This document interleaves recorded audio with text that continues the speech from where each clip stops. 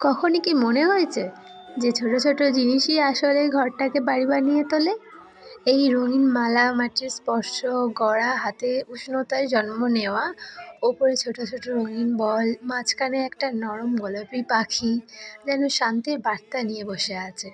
আর নিচের এই ছোট ঘরটা হালকা হাওয়ায় নড়লে মনে হয় মনটা একটু হালকা হয়ে গেল।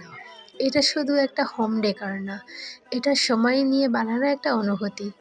রং, মাটি আর ভালোবাসার মিলিয়ে ঘরের দেওয়ালে ঝুলে থাকলে প্রতিদিন একটু শান্তি, একটু হাসি এনে দেয়। কারণ সুন্দর জিনিস বড় হতে হয় না, মন ছুলেই যথেষ্ট। এই যে রং করা, নকশা আঁকা মাটির ভাটটি প্রায় 1 বছর আগে বানানো। এই হোম ডেকরটা বানানোর জন্য এটাই আমি কাজে লাগিয়ে নিলাম সুন্দরভাবে। আজকের এই কাজটি কমেন্টে জানিও কেমন লেগেছে, আর লাইক, সাবস্ক্রাইব, শেয়ার করতে ভুলবে না। ধন্যবাদ।